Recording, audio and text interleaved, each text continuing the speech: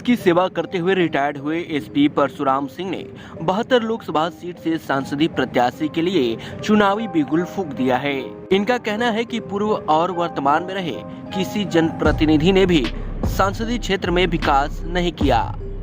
आज भी क्षेत्र की जनता मूलभूत समस्याओं का सामना कर रही है और 20 साल से राजनीति करने वाले यहाँ के जनप्रतिनिधि जो विरासत की राजनीति कर रहे हैं, उन्होंने कुछ भी नहीं किया। सांसद प्रत्याशी परशुराम सिंह ने बताया कि ऐसे लोगों को समाज से और राजनीति से हटाना होगा, तभी बागी बलिया का अस्तित्व बचेगा। मैं परशुराम सिंह, ग्राम जमालपुर, थाना बैरिया, विधानसभा बैरिया, जनपद बलिया का निवासी हूँ। रिटायर्ड पुलिस उपाधीक्षक हूँ। एमएससी और एमए मेरा एजुकेशन है और रिटायरमेंट के बाद अपनी जन्मभूमि के कुछ करने के लिए मैं यहाँ मैदान में आया हूँ, राजनीतिक मैदान में, क्योंकि वही एक माध्यम है सर जिससे लोगों का कुछ किया जा सके। सर, आप ये शब्द का क्यों प्रयोग कर रहे हैं कि वही एक माध्यम है जिससे कुछ किया जा सके? क्या पूर्व में जो यहाँ के जनप्रतिनिधि रहे वो कुछ नहीं किए? देखिए, राजनीति माध्यम तब भी था, आज भी राजनीति माध्यम है, क्योंकि इतना व्यक्तिगत रूप से मेरे पास धन नहीं है कि हम लोगों की सेवा पूरे लोकसभा क्षेत्र की कर सके। इसलिए राजनीति एक माध्यम है कि सरकार देने के लिए तैयार है। हमारे पास विजन नहीं, जनप्रतिनिधियों के पास कोई विजन नहीं है। नौजवानों के लिए, समाज के लिए, विकास के लिए कोई विजन नहीं है। आज की दोनों सरकारें, जो केंद्र की और राज्य की, हर तरह का सहयोग और अर्थ और उस योजना के लिए धन देने के लिए तैयार बैठी है। लेकिन हमारे जो 20-20 साल के राजनीतिज्ञ हैं, जो विरासत की राजनीति कर रहे हैं और विरासत को लेकर ढो रहे हैं, उनके नाम पर आंसू बहा रहे हैं, कुछ ढिढोरा पीट रहे हैं, ऐसे लोगों को समाज से हटाना होगा, राजनीति से हटाना होगा। नहीं तो फिर बलिया जो वीर भूमि है, 1857 की गदर जहाँ से शुरू होती है। एक चित्तूपमंगल पांडे जी एक बहुत छोटे परिवार के थे। एक अकेले व्यक्ति ने 1857 की गदर का इतिहास लिख के भारत में बलिया का नाम रोशन कर दिया। एक छोटे से घर से चित्तू पांडे जी ने जेल का ताला तोड़ करके बाहर निकाल करके और पूरे भारत में सबसे पहले इस छोटे से जनपद बलिया का नाम किया। इसीलिए बलिया को बागी बलिया कहते हैं। जो इसका बागपन है, जो बागीपन है, आज कहीं खो गया है। प्रत्याशी परशुराम सिंह ने अपनी चुनावी मुद्दे के बारे में बताते हुए कहा कि ऐसे राजनीतिक व्यक्ति जो समाज विकास के मापदंड पर खरे नहीं उतरते, उनको हटाना है और बलिया को चमकाना है। सर, आप किन मुद्दों को लेके चुनावी मैदान में हैं? सबसे बड़ी जो सबसे हमारा मुद्दा है कि चाहे हमारे दल में हूँ, जिस दल में मैं हूँ, चाहे वो किसी दल में हूँ, ऐसे राजनीतिक व्यक्ति जो समाज का कोई दायित्व नहीं है, किसी के सुख दुख में शरीक नहीं होते हैं, विकास के मापदंड पे खरे नहीं उतर रहे हैं, नौजवानों के लिए उनकी कोई सोच नहीं है, ये सारे मुद्दे हैं मेरे। और बलिया की छवि को चमकाना है। मुझे अपने चमकने की कोई आवश्यकता नहीं है। वानप्रस्थ आश्रम में मैं आया हूँ और मैं मेहनत तब भी उतनी करता था 18 घंटे, आज भी 18 घंटे मेहनत करता हूँ। सांसद प्रत्याशी ने बताया कि बागी बलिया तपोभूमि की धरती के साथ लगातार राजनीतिक व्यक्तियों ने अन्याय किया है। वर्तमान में ऐसा कोई राजनीतिक व्यक्ति नहीं मिला जो जनमानस को आगे बढ़ाने का काम करे। नौजवान अपनी जन्मभूमि को छोड़कर बाहर जाने को विवश हैं। सर, आप इसी क्षेत्र में, इस क्षेत्र के निवासी हैं, भले आप बाहर की आपकी नौकरी रही, रिटायर के बाद आप यहाँ पे आए हैं। क्या आपके क्षेत्र की मूलभूत समस्याएं रही जिससे आज तक निजात नहीं मिल पाया? किन किन मुद्दों का है सर? देखिए, बहुत सारे मुद्दे हैं। कोई एक मुद्दा हो तो बताया जाए। अगर राष्ट्रीय स्तर के मुद्दों की बात करते हैं, गंगा और जमुना, गंगा और उसको आप सरजू जी कहिए, के बीच का दोआब तपोस्थली है, ये देवस्थली है। और हम लोग सौभाग्यशाली हैं कि हम इस दोनों के धरती के बीच में के हम निवासी हैं। इसके कण कण में ये तर्पण की धरती है, ये अर्पण की धरती है, ये बंधन की धरती है, ये अभिनंदन की धरती है। और इस धरती के साथ लगातार राजनीतिक व्यक्तियों ने अन्याय किया है।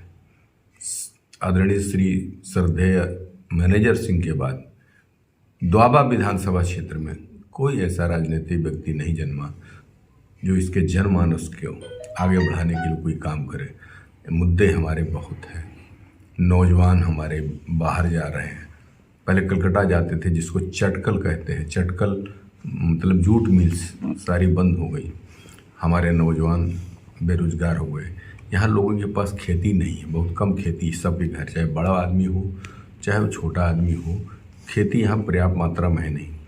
जन घनत्व तो यहाँ ज़्यादा है और खेती परिवार चलाने भर के पर्याप्त नहीं है। ऐसे में यहाँ बहुत सारे उद्योग लगने चाहिए। जैसे हमारे लड़के आज लड़के लड़कियाँ जो थोड़ी सी जागरूक हैं, जीवन के प्रति सचेत हैं, कोई भी फैशन डिजाइनिंग का कोई कॉलेज यहाँ नहीं है। कम से कम हमारे बच्चों को आज नोएडा गाजियाबाद जाना पड़ता है, घर में उतना पैसा है नहीं, ये व्यवस्था नहीं, अच्छे इंजीनियरिंग कॉलेज नहीं बने नौजवानों के लिए। जो भी व्यावसायिक शिक्षा है, आज व्यावसायिक शिक्षा का युग है। आज व्यावसायिक शिक्षा भी हमारे जनपद में बड़ी लचर व्यवस्था है। तो मेडिकल कॉलेज के नाम पर अभी कुछ हुआ नहीं। माननीय मुख्यमंत्री जी और यशस्वी हमारे प्रधानमंत्री दोनों लोग दिन रात जीवन खपा रहे हैं लोगों के लिए, लेकिन हमारे जनप्रतिनिधि अपनी संपत्ति को बढ़ाने में लगे हैं। बहुत सारे मुद्दे हैं मेरे पास जी। वहीं संसद प्रत्याशी ने आगे कहा कि हमने पुलिस में रहकर 9 जनपदों में लोगों की सेवा की, इसीलिए मैं बलिया लोकसभा में बलिया को बदलने, संवारने और सजाने के लिए आया हूँ। जी सर, आपने तो आरोप लगाया है, आपने अपने जुबान से ये बताया है कि जो जनप्रतिनिधि यहाँ पे रहे हैं उन्होंने जनता का केवल वोट लिया है, कोई काम नहीं किया है नौजवानों के लिए, युवा वर्ग के लिए, वृद्धों के लिए, शिक्षा के प्रति। लेकिन सर आप ये बताएं, आप किस बल पे यहाँ से चुनाव लड़ना चाहते हैं? क्या आपने कभी कोई पूर्व में समाज सेवा किया है या जनता के बीच आप रहे हैं जो यहाँ से चुनाव लड़ना चाह रहे हैं? भाई, पुलिस की नौकरी ही जनता के सेवक है। और आपको शायद संज्ञान न हो, कभी एक रात पुलिस के साथ रह के गुजरिए, सुबह जब सो के उठेंगे तो तकिया भीगी मिलेगी। ये 32 साल का जीवन, जो सबसे ज़्यादा न्याय, त्वरित न्याय कहीं से मिलता है वो पुलिस विभाग से। हम उसी विभाग से रह के आए हैं और 13 जनपदों में मैंने नौकरी किया, सर्विस किया। आप उन 13 जनपदों में जाके मूल्यांकन कर सकते हैं, पर जन जन के मुख पर मेरा नाम होगा। क्यों? क्योंकि बड़ी सदाचारता से, बड़ी शुचिता से, अंतर मन से, बहुत मन से मैंने काम किया है। और मेरे बड़े भाई इसी विभाग में रहते हुए 9 सितंबर 97 को लखनऊ की धरती पर एक कुख्यात माफिया से मुठभेड़ करते हुए शहीद भी हो चुके हैं। और मेरे पिताजी भी पुलिस विभाग में थे। हम लोगों ने अपना खून दिया इस विभाग के लिए, और उस बिना पर मैं कह रहा हूँ कि मैं यहाँ बदलने के लिए आया हूँ, बहुत कुछ चीज़ें संवारने के लिए आया हूँ, इसको सजाने के लिए आया हूँ, क्योंकि ये मेरी जन्मभूमि है। सांसद प्रत्याशी ने कहा कि जनता ने मुझे अगर मौका दिया तो क्षेत्र की समस्याओं का समाधान करते हुए युवा वर्गों के लिए रोजगार देने जैसी तमाम योजनाओं को धरातल पर लाऊंगा। सर, किस पार्टी को आप सपोर्ट करते हैं? मैं भारतीय जनता पार्टी। सर, किस तरीके से आप अपनी चुनावी रणनीति है, किस तरीके से आप जनता के बीच जा रहे हैं, किन वादों को लेके जा रहे हैं अपनी लोकसभा तैयारी के लिए?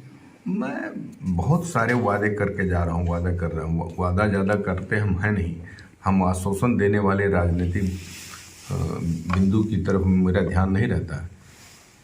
मैं ये कहता हूँ कि कल जो था उससे अच्छा होगा, कल जो था वो उससे अच्छा होगा, जो आज है उससे भी बहुत अच्छा होगा। चाहे वो नौजवानों के साथ हो, चाहे आम आदमियों के साथ हो, चाहे हमारी माताएं बहनों के साथ हो, सबका जीवन स्तर अच्छा होगा और मैंने एक विजन रखा है कि हमारे नौजवानों को 8,000 10,000 की नौकरी के लिए बलिया के किसी जाति धर्म के नौजवान को बाहर जाना नहीं पड़ेगा।